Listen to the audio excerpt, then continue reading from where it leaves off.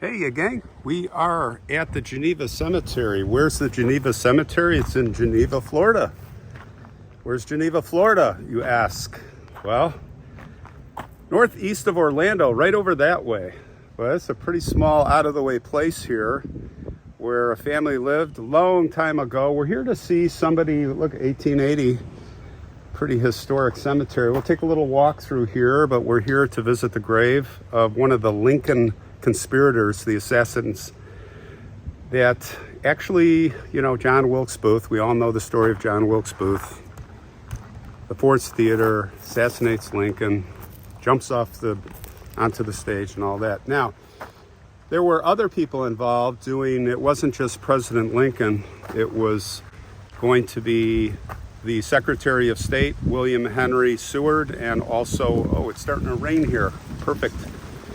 Let's get under this tree. It's like 90 degrees here in the 90s, and the humidity's off. If I finish this story, it's a long story, I'm probably going to be soaked. So anyway, yeah, it was a three-pronged attack. It was not just Lincoln, it was Seward, and then the Vice President, Andrew Johnson. And they were, while Wilkes was doing his dirty deed, then the other conspirators at the same time were doing theirs. But let's start with talking about the guy who's buried here. His name was Lewis Thornton Powell. He went AKA Lewis Payne. And oh boy, here it comes. We'll just try to maneuver. Doesn't it figure I'm going to get right by this tree? Luckily, there's no lightning. Okay, let's get in close here. Yeah, this feels good, actually. Let's get a little wet. So, yeah, we're going to walk to his grave, and I'll tell you a little bit about him. Enough on me. Let's start walking here. We'll do a walk in the rain. I've got no umbrella. I'm visiting my son at college, so I don't have all my goods. But it looks like a lot of older graves, some newer. It's an active cemetery. And it has the Spanish moss. Check it out. Got the trees with the haunting Spanish moss. Well, let's try and stay in the cover until this little cell passes over, which I think it's finishing. So Lewis Powell, he was born in Randolph County, Alabama, back April 22nd, 1844. He was the youngest son in a family of 8 children. His dad was a Baptist minister. And interestingly, in 1848, well before the Civil War, they had slaves and they let the slaves go. So, you might say that they were sympathetic to the North, the Union cause. I don't know. Look at this old tree, guys. Isn't this amazing?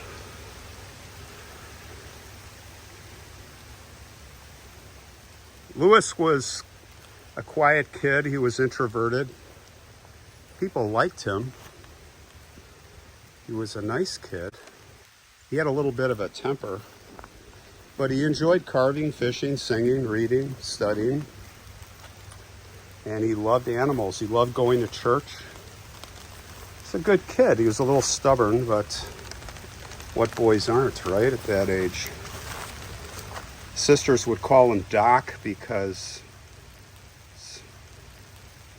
he loved animals, and he would nurse animals back that were injured. Yeah, these graves go back, like this one, 1887. J.J. Nicholson. And this one goes back, well, not as far, 1937. Yeah, he got his love of animals rewarded with a kick to the jaw from a mule when he was 13 years old. It kind of left him a little bit disfigured in the face. His jaw was kind of sticking out. In 1859, they had to sell the farm in Alabama. They moved down here to actually Belleville. They were Florida folks. Now, the Civil War starts up, and Lewis You can see I'm just gonna get wet, guys. Don't matter. This actually feels good. It's like a sun shower. He joins the Confederacy, right? He's a Southern boy, Alabama boy, and he was pretty active. He was at Gettysburg. He was brave. He distinguished himself. He was most noted for being in this force, this elite force called Mosby's Rangers. Now, Mosby's Rangers, they were almost like guerrillas behind enemy lines of the Union. They disrupt communications, they disrupt supply lines, and he was like in the thick of it. But about 3 months before the end of the war, he decided that he was going to defect to the Union side in Alexandria. I think he was really being a spy, and he played himself off as a refugee there. He signed, you have to sign this thing, says, I pledge my allegiance to the Union of the United States, and he did that. And so he was off. He ended up making his way to Baltimore, and that's where he started meeting the conspirators led by John Wilkes Booth, right? So we met with John Surratt at first, who was one of the key people in this story, and he would eventually meet with John Surratt, John Wilkes Booth. And John Wilkes Booth liked this kid. He was a real strong, strapping Lewis was. And of course, he was in awe of John Wilkes Booth. John Wilkes Booth, the actor, is bigger than life. It's like, yeah, I'm in. So the plan was originally to not kill President Lincoln. The original plan was to kidnap him and then, I guess, put him on a boat. Take him where, I don't know. I don't think they knew, but, the war wasn't over formally. So they were plotting, and finally John Wilkes Booth had heard that, I think it was the same day, that, Lincoln was going to see the play. And they said, don't go. They were saying it's too dangerous, but President and his wife, Mary Todd, they're like, we're going. We're going to show unity. We're going to show strength. And they ended up going to, and that's infamously. So that's when John Wilkes Booth said, hey, we're not going to kidnap him. We're going to kill him. And you guys go. He chose, there's a guy named David, what was his name? David, I'll think of it in a second, who went with Thornton Powell, Lewis Payne at the time. And those two were to go kill William Henry Seward. And the other guy, George Atzerodt, was to kill Andrew Johnson. So they all kind of, John Wilkes Booth did his thing successfully, and it was David Herold went with Lewis Payne. We'll just say Lewis Payne for now. And they went to get the Secretary of State. Now, the Secretary of State was laid up in his house there. He had been thrown off a carriage. He almost was killed, William Henry Seward, head first right off the carriage. So he's upstairs in bed. Kenneth F. Harrison, thank you for your service. There's a whole Harrison family here. So he's laying up in bed, and he's barely alive, and he's got this giant splint on his face. It's a metal, like on his jaw and going down. And it's lucky he had that on, because I'm going to tell you why. And he's laying up there. So Lewis Powell, they get to the house. David Herold's like, I'll hold the horses. And the plan was for Lewis to go in there and kill him. Now, Lewis had brought a pistol. He brought a Bowie knife, so he was well prepared. So what does he do? He goes to the front door and he says, rings the bell or knocks. I think there was a bell. Anyway, the butler comes, and it was a guy named William Bell. And Lewis is standing there, and he holds up this little bottle. He goes, the doctor sent me. This is some medication for for the secretary, and I need to get up to give this to him. And William's sitting there like, now this is suspicious because the doctor was just here a little while ago, and the doctor said, no one is to come in here, no one is to disturb him, blah, blah, blah. And anyway, Lewis is persistent, but William says, wait here just a minute, I've got to go check. So he did the right thing. Now, Lewis was not waiting. He's already, the whole mission is compromised by this butler. Gosh darn it. So he barged his way in and pushed his way right past William Bell. And he ran up the stairs, and at the top of the stairs is one of the sons of Seward. It was Frederick. So he's up at the top of the stairs, like, what are you doing? And Powell comes up, Lewis Payne, AKA, and he tries the same story on him. He's like, I've got, shows them, and they're kind of arguing because he heard the scuffle downstairs, and he kind of saw what was going on, that this guy just rushed past William Bell. So they're kind of arguing, and then down the hallway, Seward's room, he has his daughter Fanny, and then there's an army nurse named Robinson in there. And she sticks her head out and she's like, shh, Father's sleeping. Quiet down, guys. And they look at her and she closed the door and they go back. And Frederick's like, you have to leave. And he tells them to leave. Well, that's when Lewis, he pulls out his gun and he puts it right to Frederick's forehead, pulls the trigger, and nothing happens. Misfire. So he starts pistol whipping Frederick all the way down to the ground, just smashing his head, practically knocks him out. The next thing that happens is he knows where the the Secretary of State is.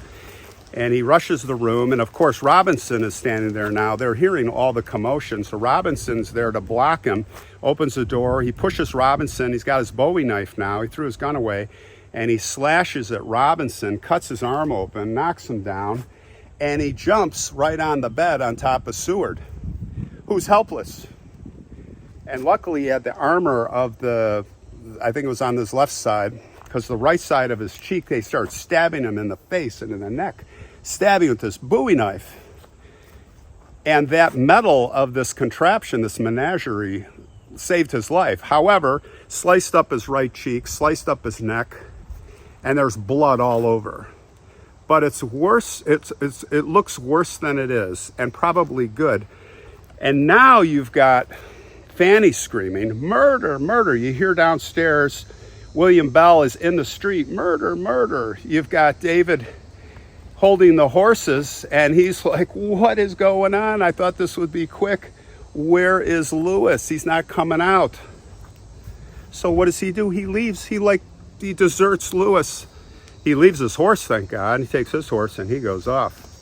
He would meet up with John Wilkes Booth, and they'd be on their 12-day odyssey on the run, and Booth would get killed in the barn, and David would give up.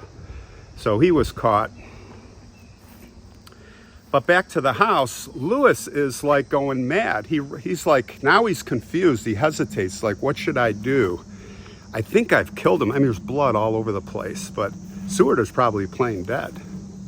And he's thinking, what should I do? What should I do? And now Fanny is screaming still, and the men, now Augustus comes, another son, with Robinson, and they're tackling and wrestling with him, Lewis. And Lewis is just like, all right, it's time to go. I think I've killed him. I did my part. And he gets out of there. Now he runs into the street, and he sees that his friend is gone, David. And David Herold's deserted him. So he's like, crap. And what does he do? He screams, I think to try to blend into the chaos, or not, he just screams out, "I'm mad, I'm mad." He throws his Bowie knife into the gutter, and then he gets on the horse. The smart thing he did is he didn't like go riding off like pell-mell, as they say in the old days. I mean, he's ride fast, balls out. He kind of trotted away. He didn't know where he was going. You know, he didn't know the streets. I think he went down 15th Street, but he ended up finding his way out of there. He ended up getting out of there. And he would be on his own 3-day kind of odyssey trying to figure out where to go. Well, where would he go? He went to the safe house of Mary Surratt, a boarding house, John Surratt's mother. He makes the mistake of just coming in the middle of it. He's thinking, middle of the night, I'm just going to crash here. He's like, I found it. And he makes the mistake of just stumbling in the front door, and there, right in the entry, are federal authorities. And they are interrogating her, Mary Haserot. And Mary Haserot, you know, I don't know anything. I don't know anything. So they're interrogating her, and here stumbles in Lewis. They're like, who are you? Oh, I'm here to do work. Now he's got a pickaxe on his shoulder, and he's like, I'm here to work on the carve a new gutter tomorrow.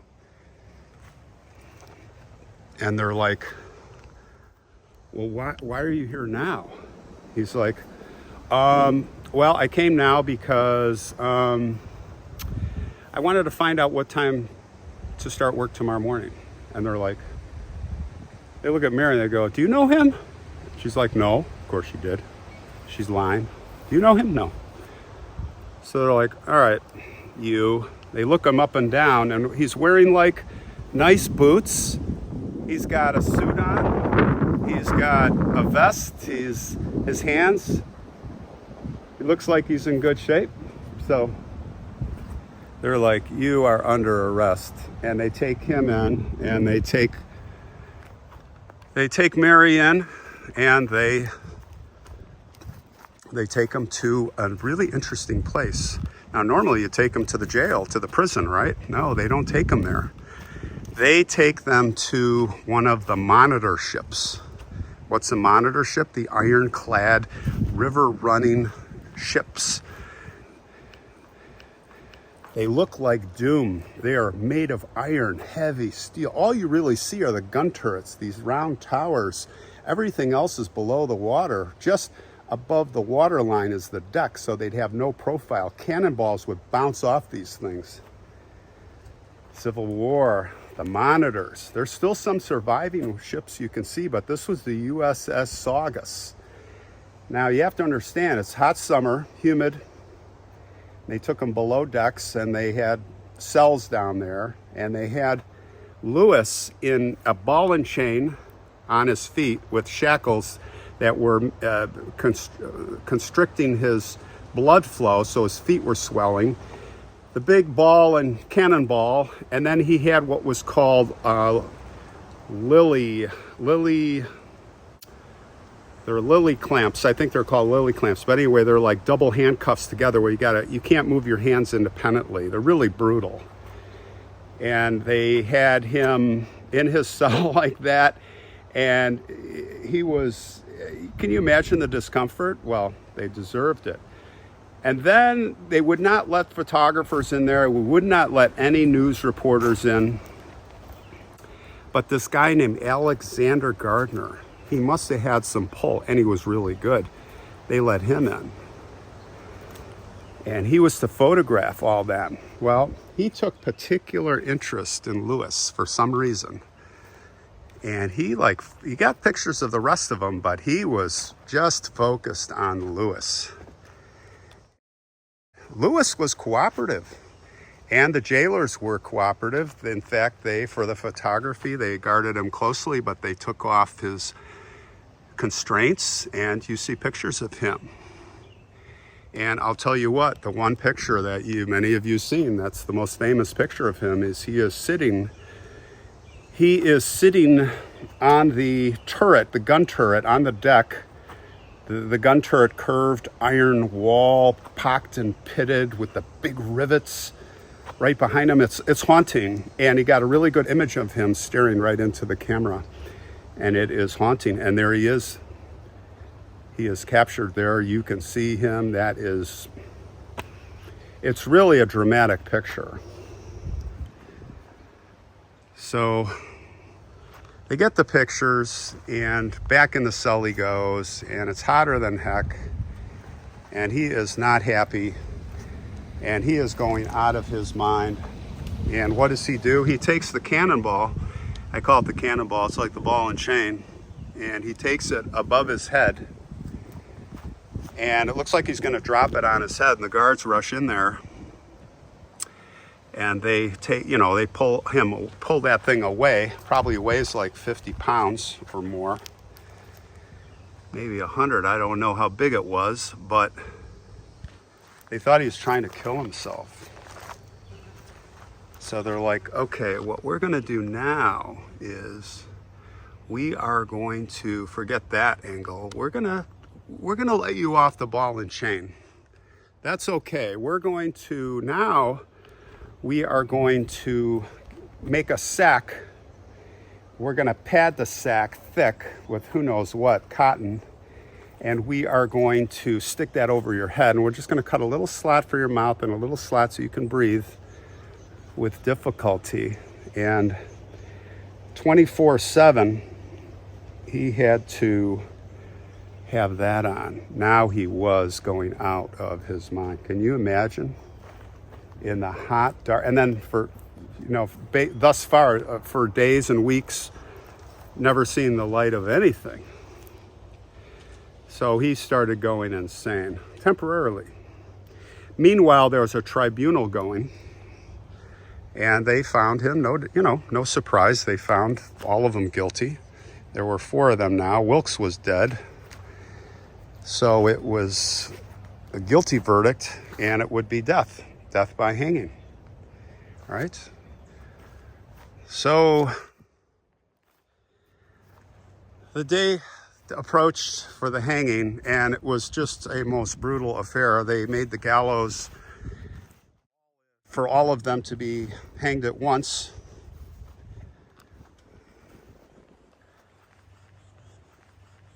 "12 feet high."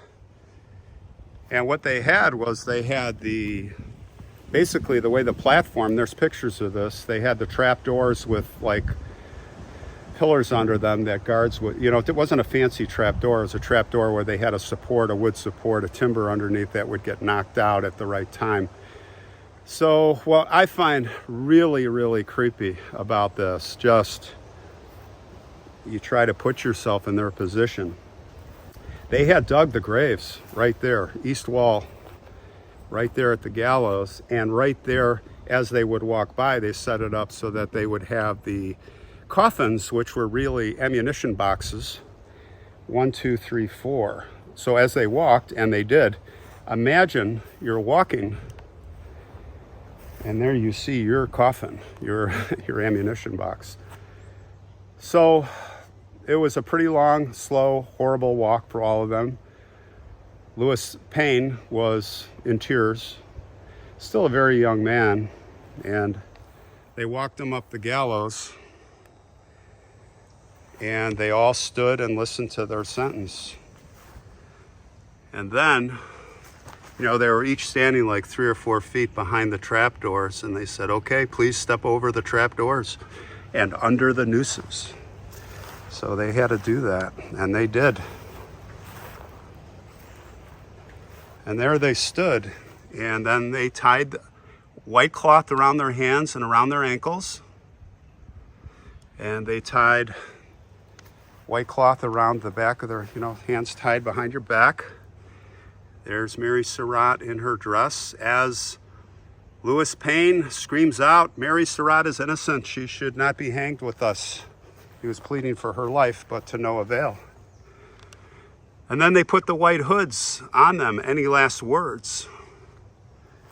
And Lewis's last words,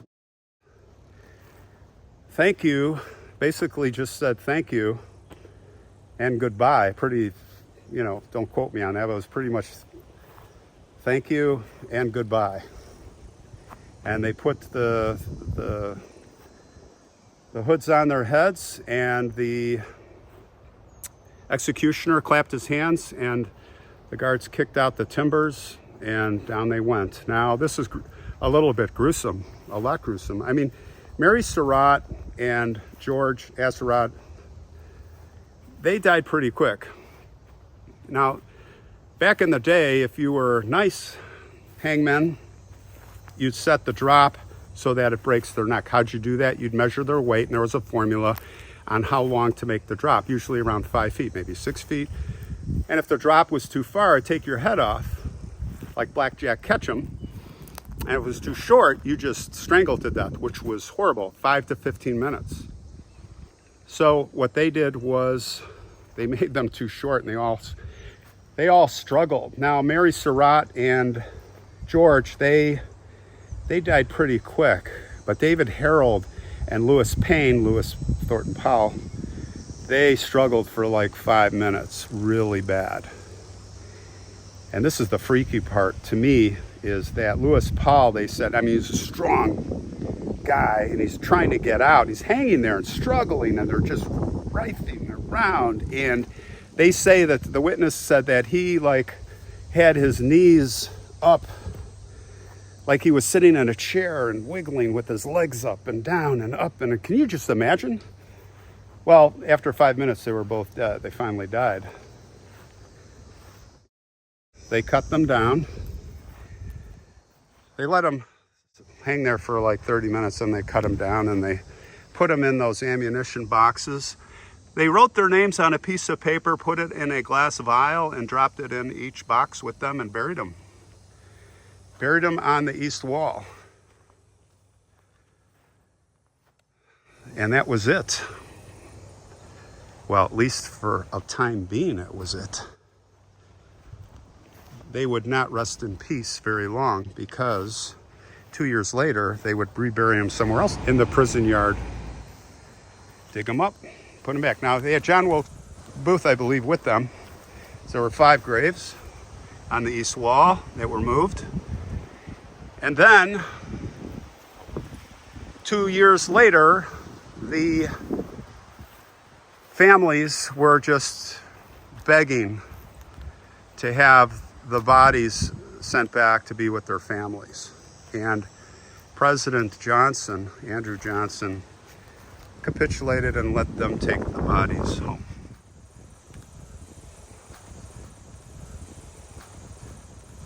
In 1986 to 2002, I wonder what happened. So sad. Brittany Nicole Smith, rest in peace. So, then what happened? Well, let's talk about Lewis.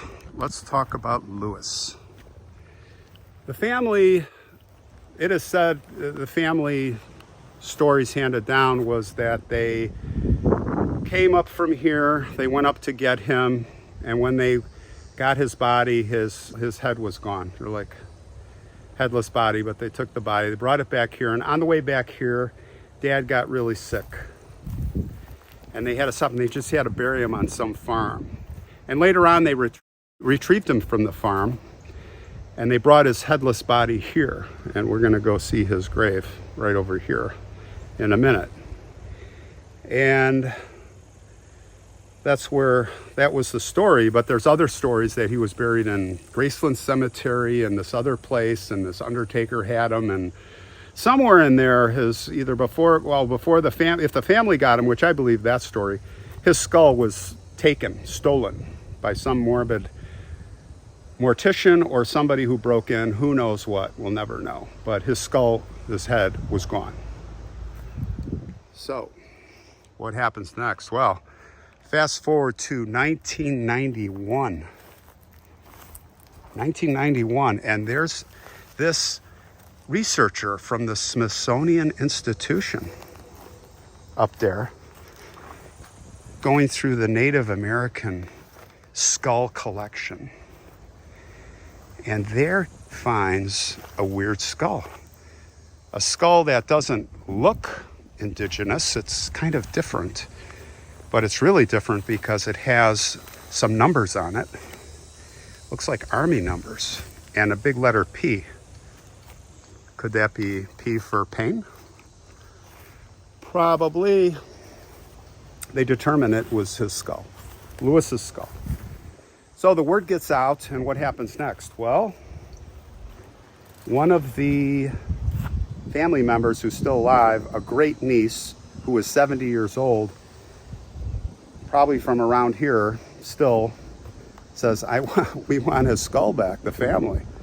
We want to bury it with, and of course these days, no one's going to really object. But it took over 2 years. I think it was 1994, November, when they buried the skull here. They did, which means they had to exhume the body. They did get the skull. They brought it here to Geneva Cemetery, to his grave right up here. And they reconnected. They got reconnected. I don't know if they got reconnected. They got, let's just say, reunited. Because everything's not connected anymore. It's a pile of bones. But they must have exhumed, right, the body. So they have, and nobody said he wasn't here. But here is his stone. Private Lewis Thornton Powell, CSA, April 22nd, 1844 to July 7th. That was the day they were hanged, 1865. And there it shows, 2nd Florida Infantry Company 1. Hamilton Blues, interesting, and I see 43rd Battalion, Virginia Cavalry, Mosby's Rangers, yeah. So there it is, guys. The skull is here, the body is here, and I really thought this was of the Lincoln assassination, I think the most interesting character, in my opinion. Maybe, John Wilkes Booth was interesting, but we've heard it so many times, you don't hear this story much. I didn't know this whole story, and I want to thank Manuela, one of our viewers, who goes by the name Squeegee, you're so funny, for alerting me to this. I didn't know the skull part. I knew some of this story, so thanks, Squeegee Manuela. Are you cleaning windows? Is that your fancy? I don't know. Just kidding, Manuela, we love you. Manuela's, she came out here with her husband. I was actually out here once, like, how could you not find this grave? And I'm out here early in the morning 2 months ago. I could not find it. And sometimes you look around and everything's looks the same. And I got all caught up with the Spanish moss. And anyway, she came out with her husband. Thank you, Manuela, and thank you. I don't know your husband's name, but thanks they located it for me. And it gave me a reference picture. So there it is, guys. That's the story of Private Lewis Thornton Powell, a.k.a. Lewis Payne.